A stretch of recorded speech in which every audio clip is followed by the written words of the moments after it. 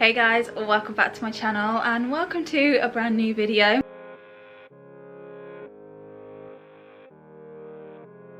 Firstly, excuse the background noise if you can hear the washing machine that is going. Zach's bedding is in there, so yeah, if you can hear that in the background. That is what that is. I'm just trying to get little lady to go down for a little snooze. Hi, Pud. Hey. I'm hoping she will drop off. She looks very tired.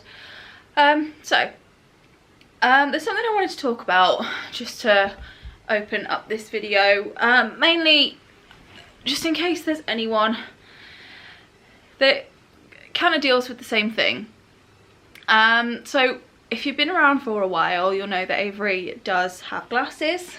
She does need glasses for astigmatisms and short-sightedness in her right eye. If you've been around for the last couple of weeks, months, you might also have noticed that she hasn't been wearing them. And yeah, I know, talking about you. And I know that a couple of you have picked up on it because you have expressed your concern in the comments. And it's okay. I do appreciate the concern, guys. So I kind of just wanted to talk about why she hasn't been wearing them, I suppose, and it is very much like the ex-panda situation. So I feel like with Avery's disabilities, a lot of what we do is juggle what we know is good for her in terms of her development in the long run and what she is happy with, what makes her happy and what she tolerates. I feel like there is always kind of a battle between those two things with a lot of the things that we need to do with her, her equipment, her therapies, and her glasses is definitely one of those things. And by no means, by the way, guys, am I excusing myself. I know I should probably try harder, but I'm a sucker and I don't like seeing her upset. Excuse me 1 minute. Sorry about that, that was Josh. So yeah, by no means am I excusing myself. I know I could do with trying harder, but I feel like I've just completely repeated myself. I think I have, haven't I? I don't like seeing Avery upset. I really don't. And I preach so much on this channel that everything's worth it as long as she's happy. Everything's worth it as long as the kids are happy. And I know that there is a balance in that. It can't just be about keeping them happy all the time. You have to do what's best for them, even if it's being cruel to be kind. And I find that difficult. I really do find that balance difficult. And with Avery, it's not even that she doesn't tolerate them. It's that because of her dystonia and because of her neck craning, the glasses don't stay on properly. So they're either A, digging into her face and hurting her, which upsets her, or B, if I'm doing something with her and she is wearing her glasses. Obviously I've only got one pair of hands and most of the time it is just me and Avery at home, so I'm kind of in charge of all of her play-based therapies. It always ends up happening where I'm spending more time focusing on putting the glasses back in place than I am actually, you know, playing with her, because like I said, I've only got one pair of hands and Avery takes a lot of handling, especially now she is much bigger, heavier and longer.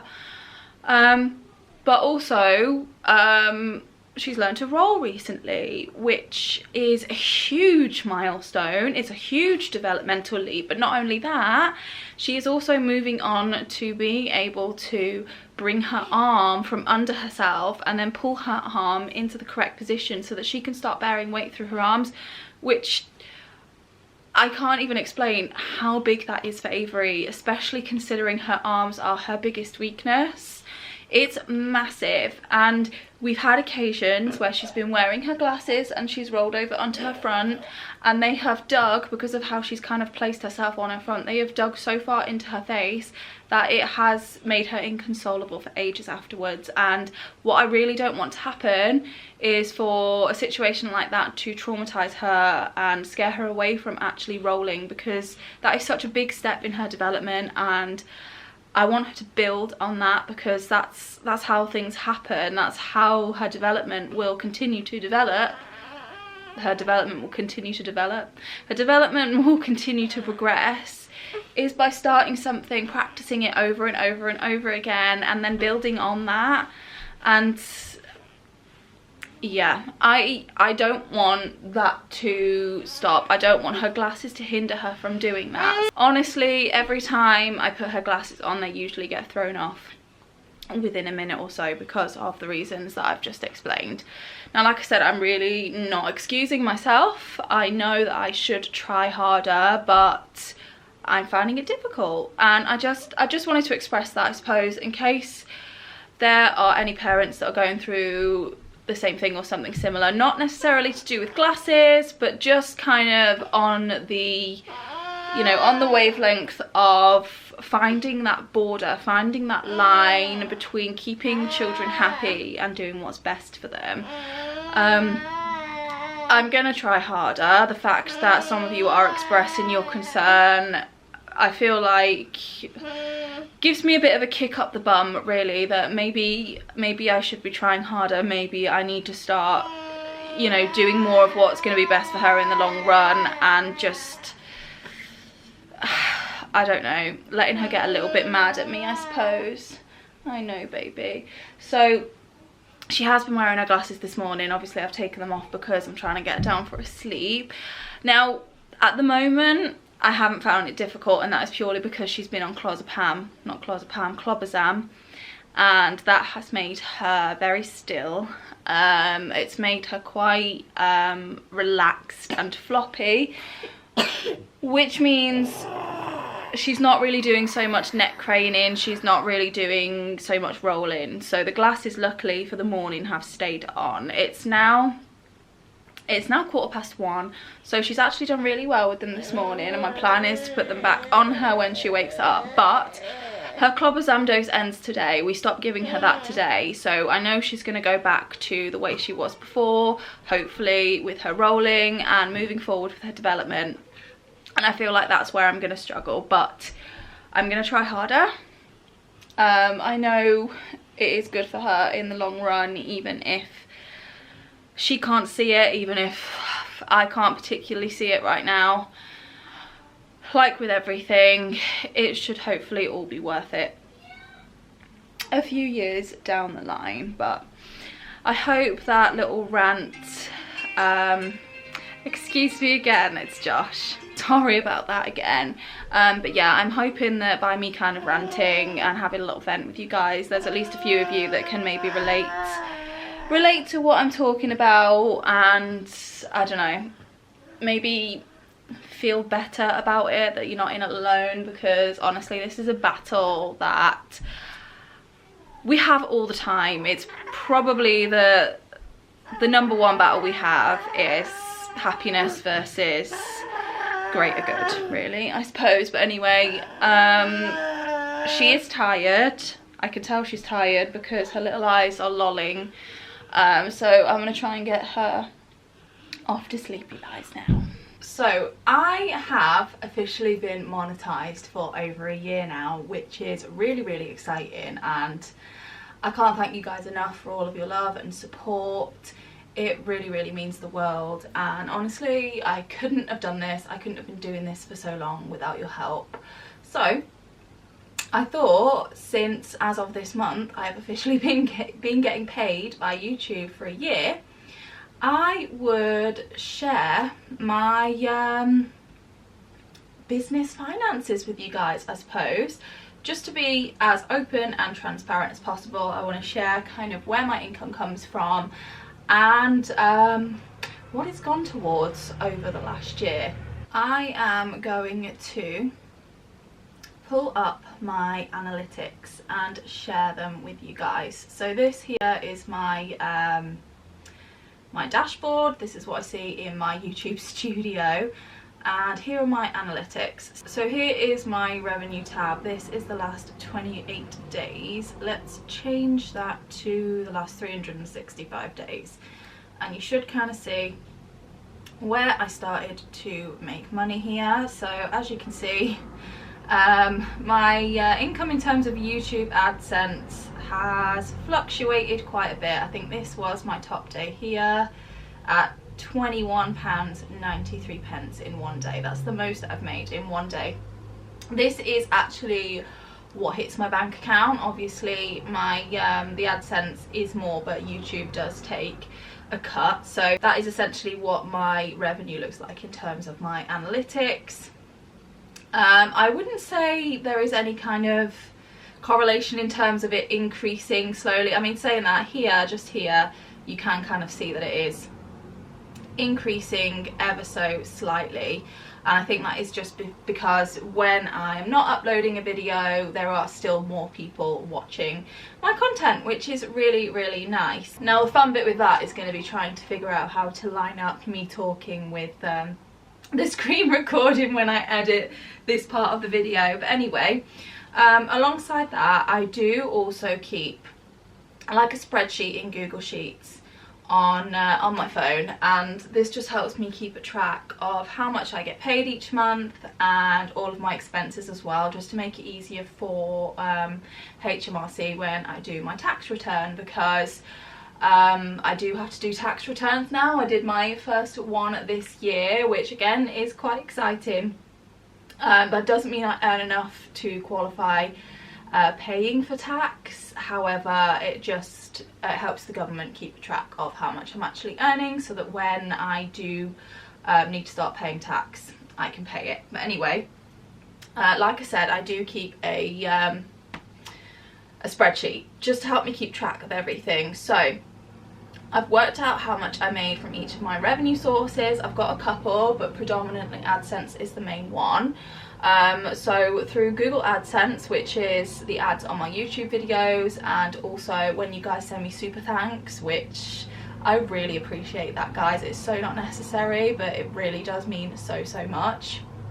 And also from membership, so those of you that do subscribe to my channel membership, that goes into AdSense as well. So anything YouTube related, that is all within AdSense. And in the last year, so this is from August 2022 to July 2023, I made £2,118.88 in AdSense.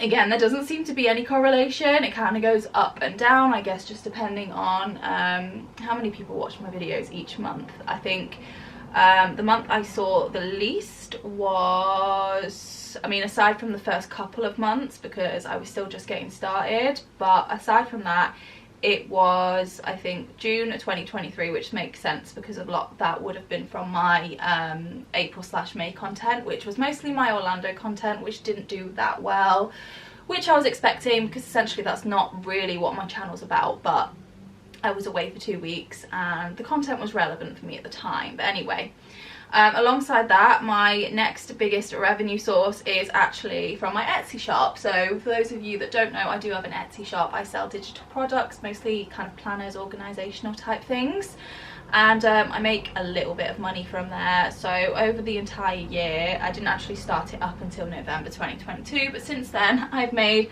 a grand total of £26.75 from my Etsy sales. Again, Etsy does take a cut as well, so that is how much that I actually made. And then affiliate marketing. Now I do affiliate marketing. Apparently it's a powerhouse, but it's the kind of thing that you kind of set and leave, and then eventually it will start to build up. It's not quite happening for me yet, but I have made a little bit of money from it, and I do know that there is kind of revenue that are building within my accounts that I have with certain like affiliate marketing platforms. However, they usually have a minimum threshold before they pay out. So I've only made £1.40 that's actually hit my bank account from affiliate marketing. Affiliate marketing is basically just some of the links that I use. So if I'm mentioning something in a video, I'll usually link it below. Not all the time, but most of the time I do use affiliate links. There is kind of like a little disclaimer in my description box as well, just to explain that, but it just means that I earn a small percentage if you were to purchase an item through my link. It's no extra cost to you guys, but it does help me out, which is amazing. But essentially that is all of my revenue. So that is a grand total for the year of £2,147.03. Now, sponsorships, as you guys know, I have had my first couple of sponsorships this year, which is so exciting.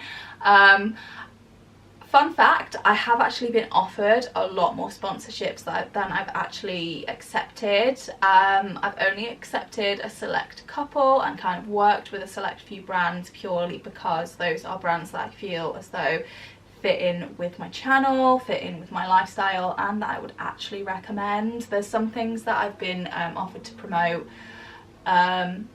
battery chargers for example, and I've just said point blank no. At the end of the day, if it doesn't fit in with my channel, A, I wouldn't recommend it anyway, so I wouldn't recommend it to you guys, and B, you guys are going to see right through it, because I think, especially those of you that have been with me for a while, I think you know me enough to know if something actually interests me or not, or, you know, fits in with my lifestyle.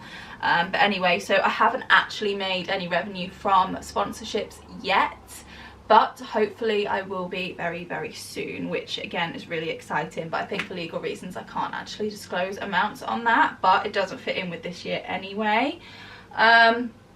So let's talk expenses, because I feel like a lot of you might be surprised at just how much it costs to maintain not just the YouTube channel itself, but also kind of the brand in general.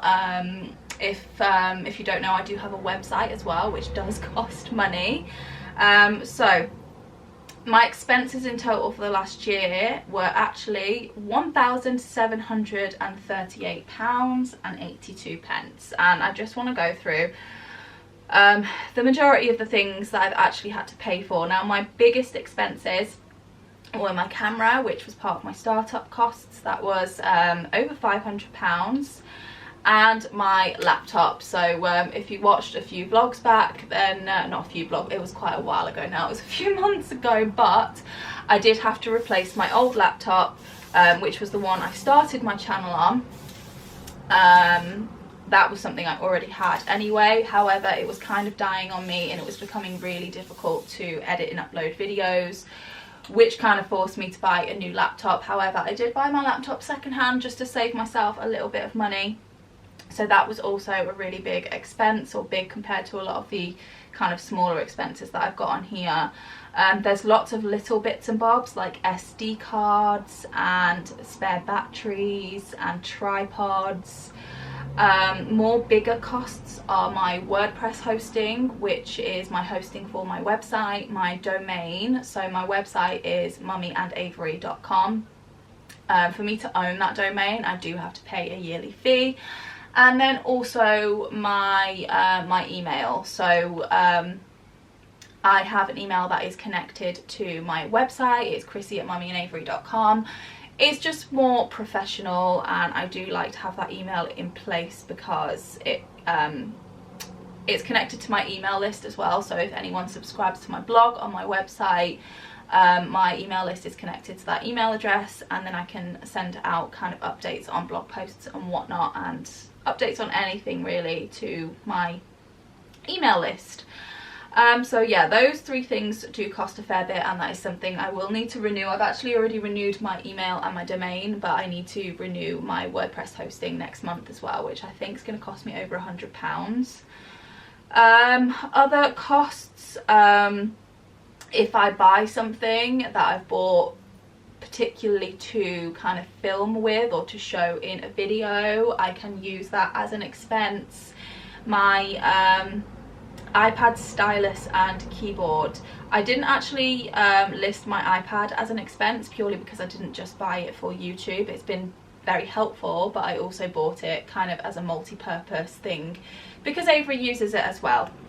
So I didn't actually use that as an expense. However, my stylus and my keyboard I did buy specifically to do things related to my brand, to my business. I have very minor seller fees on Etsy. Literally, I think it's 5p every time I want to renew a listing, so that's a small cost. My PO box, that does take up quite a chunk of money. There were so many of you guys that were asking me to set up a PO box, and you know, like I said, this channel wouldn't be here. I wouldn't have been doing this for this long if it wasn't for you guys. So I don't mind paying for the PO box if that is something that you want me to do, but essentially I'm charged every time my PO box receives a package, and then I'm also charged to forward the package to my address.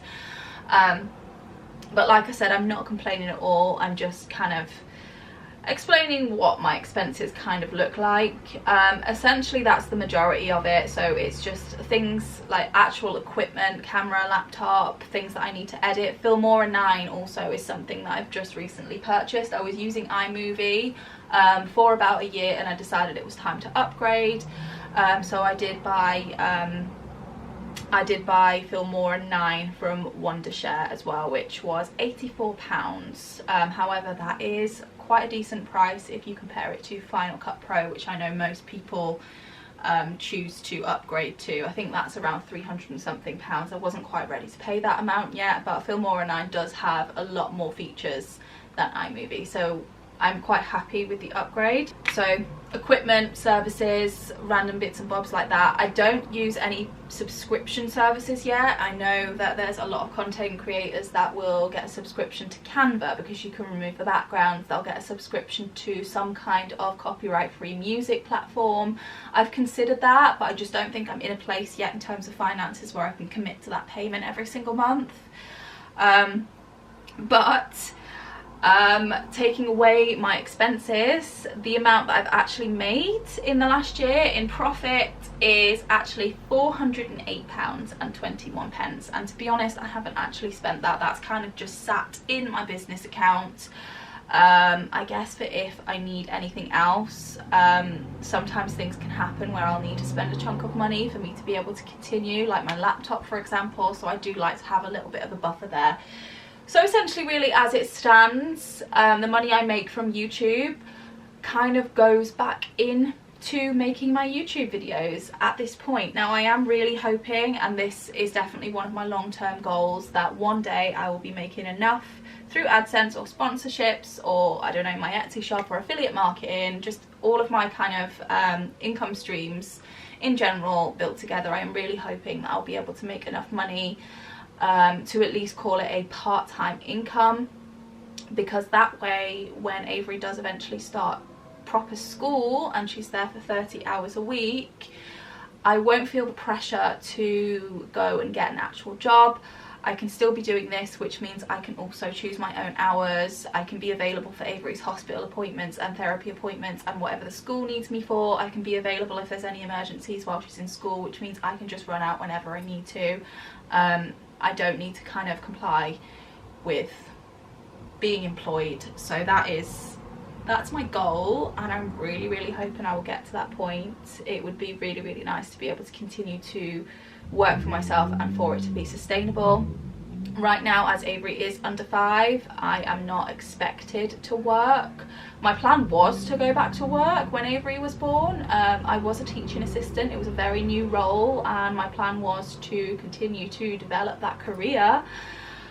Life had other plans, and to be honest, right now there is nowhere else I would rather be than at home taking care of Avery full time.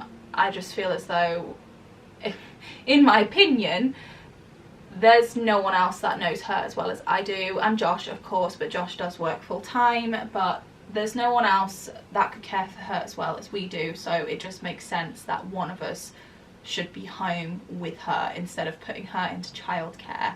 Now, she is going to be starting nursery soon. I've talked about this before.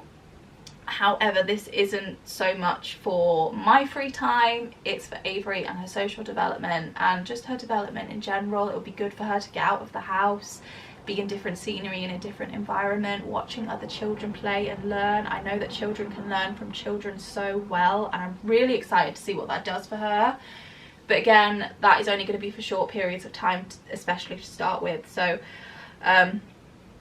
keeping my fingers crossed that my channel grows, guys. So if you do find yourself coming back to my channel and you haven't subscribed yet, then please hit the subscribe button and like the videos, comment on the videos. It really does help me out. It helps pick my videos up on the YouTube algorithm, which then pushes it out to more people, because I know there's so many people that are in a similar situation to what I am that haven't yet found my videos.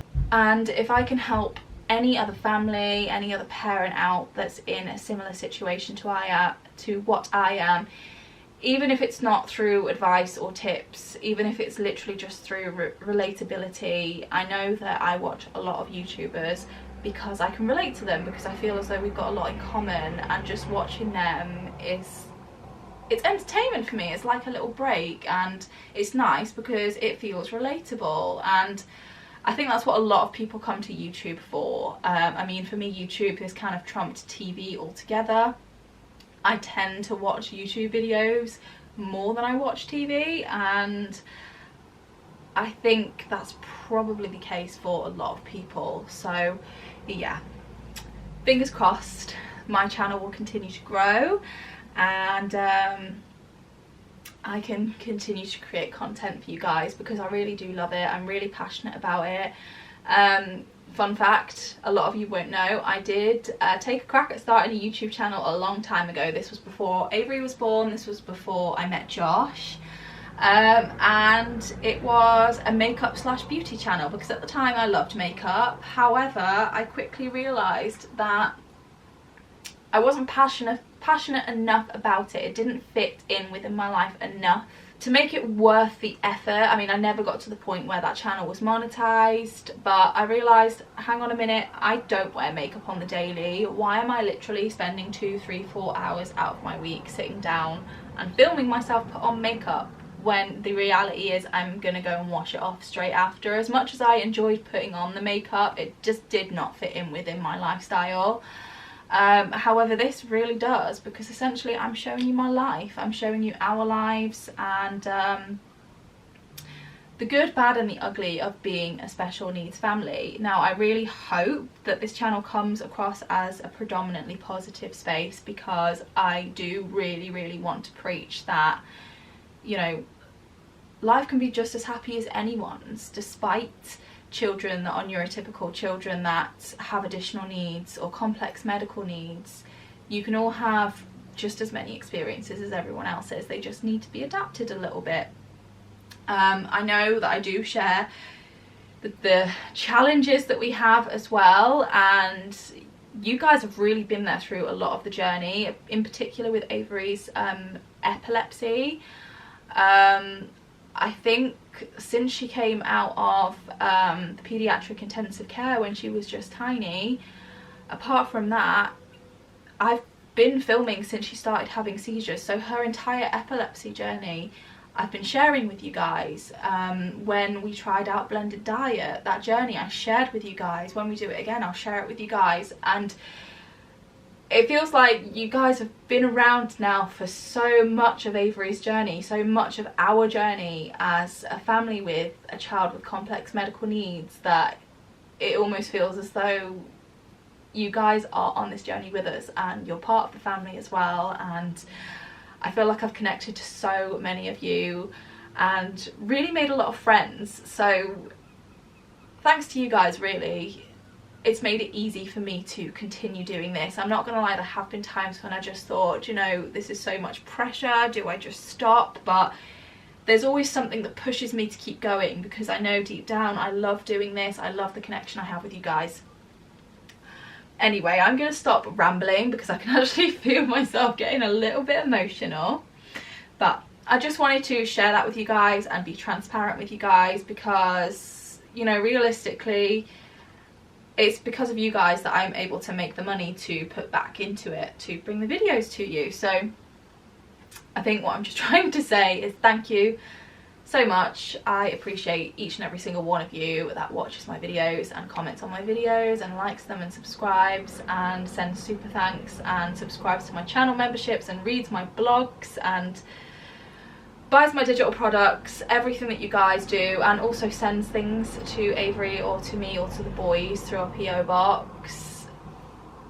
It really means so much, and I can honestly feel the support and love. And yeah, thank you so much. Morning guys, it is actually Monday morning and we're all still in our pajamas, which actually feels really nice to be able to start the week off this slow. I suppose this is where the summer holidays do feel much more nice.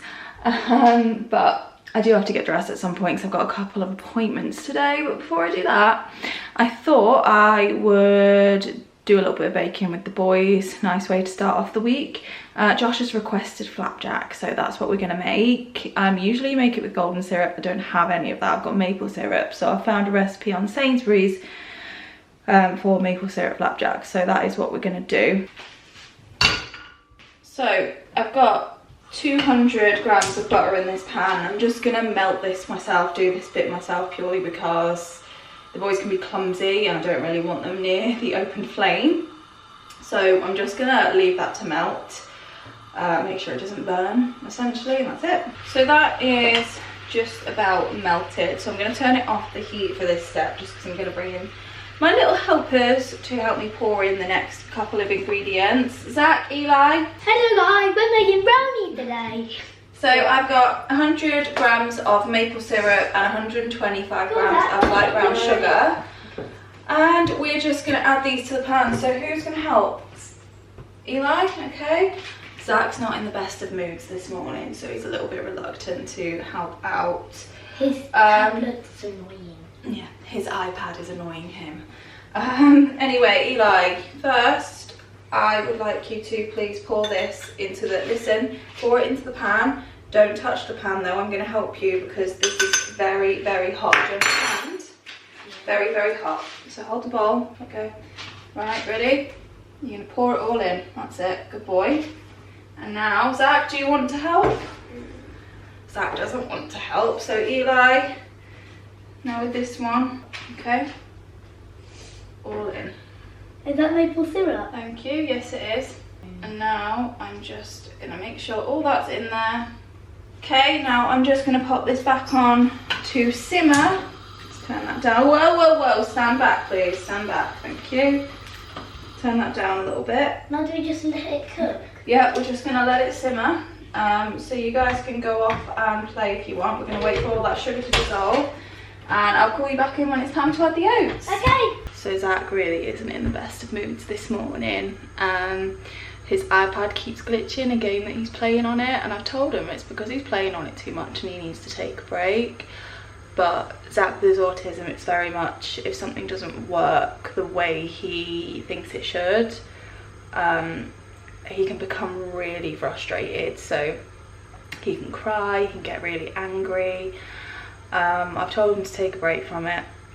Hopefully he will calm down soon enough, but he's just not willing to participate in what we're doing. I just don't think he can take his mind off what he's annoyed about, I suppose. So the sugar has mostly dissolved in that now, so we're ready to add the oats. So we've got 325 grams of just normal porridge oats here, and again this is very, very hot, so I'm going to help you, okay? Stand back from the pan a little bit. Right, and we're just going to add those. We're going to be careful because I don't want these to go everywhere. There we go. That's good. Now do we just mix it?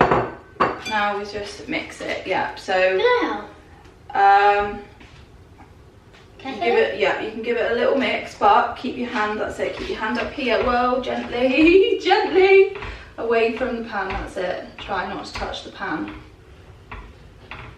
So that's what the mixture is looking like now. So I'm just gonna pop this into my baking dish and put it in the oven for, it says 25 minutes, but my oven's temperamental, so I'll just keep an eye on it.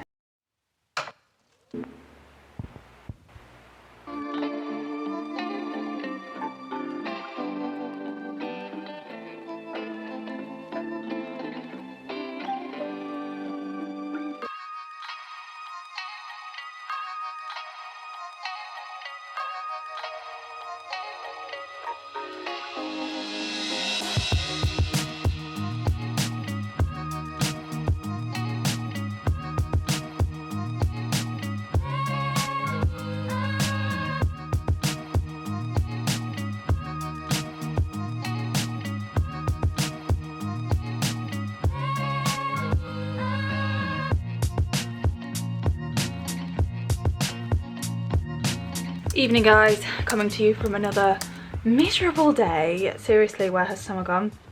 If this footage is a bit shaky, it's because I'm literally holding the camera up with my hand because I'm so lazy this evening that I really can't be bothered to attach my camera to my tripod.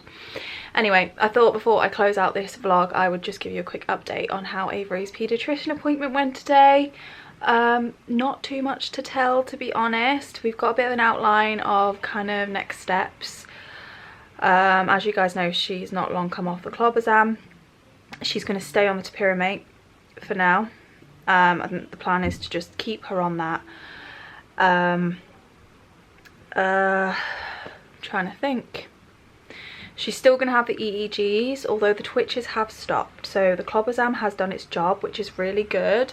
Don't know if they're going to come back yet, because obviously that clobazam is probably still coming out of her system. Fingers crossed they don't, but either way we're going to have the EEGs, which I'm kind of dreading. I know it's all for a good cause, but it's going to destroy her hair, and her hair's so beautiful. I know I sound really superficial, but I love Avery's hair. Yeah. Once she's kind of on the top dose, well not the top dose, but the dose they want her to get to on the topiramate after we've weaned her onto it, we're going to give her a couple of weeks to settle on it, make sure there's no adverse side effects, and then start clonidine for her dystonia, see how that works. There's talks about bringing her off of the levetiracetam later down the line if you know, we essentially think it's not really doing much of a job anymore now that we've added in the topiramate. And we talked about blended diet. I told the doctor I need a good span when nothing else is happening to try that, because I don't want to do more than one thing at once. She's considering calling another MDT meeting regarding Avery's kind of gastro issues and reflux in particular, because I mean that's, you know, still going strong.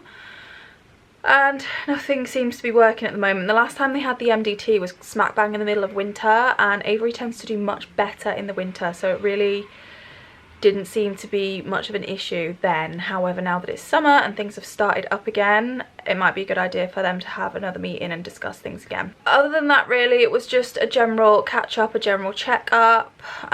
So really not a whole lot to tell. It was still, you know, a productive appointment, because at least we know kind of the timeline, not so much the timeline, but the order of things that we're going to be, the order that things are going to be happening. So we've got kind of the plan for the next few months at least, which is good, because, you know, naturally we like to know what the doctors would like to do with our child next.